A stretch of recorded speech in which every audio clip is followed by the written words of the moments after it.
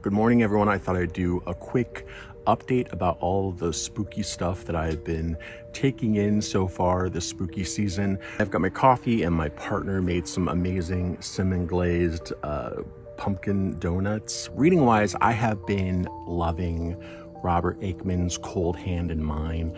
I'm thinking about maybe doing what I did with Out There Screaming, which is actually talking about each individual story. I might split those up into one video per story, so they'd be pretty quick, because otherwise I feel like I'm going to be talking about this for too long and no one's going to be watching those long videos. So yeah, let me know if you've ever read this before. I'm absolutely loving his writing. It's very open-ended horror, like it's strange tales is how he describes them. And it very much fits in with that, where there's a lot of weird stuff. You don't really get any answers. When a story is properly done, when there's enough built up around it, that there are answers that you can figure, whether they're ever going to be right or wrong, because that's not the point.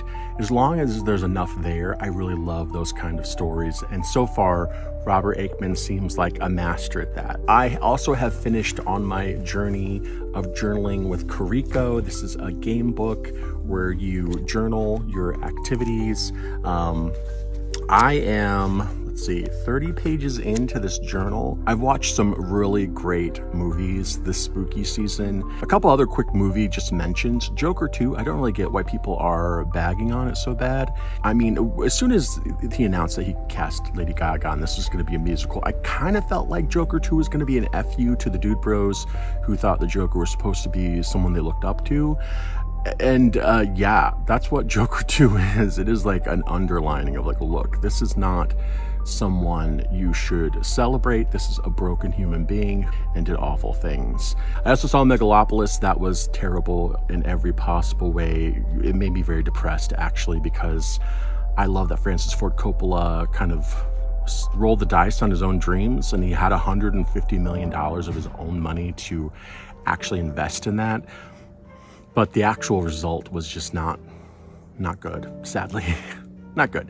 But other spooky stuff that I've watched, of course, I love The Substance. I've talked about that. I made a whole video. It's so good. I want to go see it again if I have time. I don't even know how long it's going to be in the theater, though, so I may not get a chance to do that. I saw Beetlejuice again with my partner. Loved it even more the second time, honestly. I've been watching Dark Shadows. I've gotten through a lot of episodes of Dark Shadows. I think like 10 or 11. They're like half hours. It's such an old school soap opera, like incredibly old school. But with that supernatural element, there's just something about it. And especially this early season that I'm watching, it being black and white, adds such an extra layer to it. It's kind of like when I'm watching black and white episodes of Doctor Who. I feel like it disguises some of the production qualities, some of the issues with just having a very low budget. It was a daily TV show, and I think it adds to the air of mystery. So it'll be interesting once it gets to the color episodes if I like it as much. Really enjoyed The Halloween Tree. I was excited to watch the adaptation because I do like that book by Ray Bradbury so much, and it was a lot of fun. I love that it's traditional cell animation. Leonard Nimoy is the voice of Mounshroud, and Ray Bradbury actually narrates it. So that was a lot of fun to watch. It's something I just never saw. I just totally missed its existence somehow. Slumber Party Massacre was really a treat, a kind of surprising treat in a way, because it is really kind of interesting because it's done for Roger Corman. So it has, your kind of requisite amount of Roger Corman nudity, because he thought, his very low budget movies needed the nudity to sell it. And certainly at the time in the market, I'm sure that was very true. But it is written and directed both by women. So I think you really get a sense of that. And I think it's a lot more interesting than some of those sort of 80s, B grade or B tier slasher films because of that. Two sisters who are a central relationship.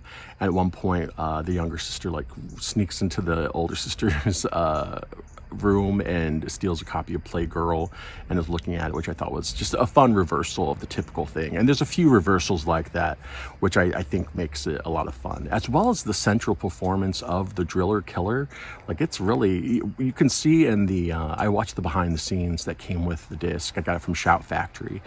And you can see in the making of that the actor really took the role seriously, and you can feel it. Like, you can feel it in the performance. It's very creepy, and he's not under makeup or anything. It's just him being creepy. And yeah, I hope you have a great week. I've had a fantastic first week of spookiness, and I can't wait for the rest of October.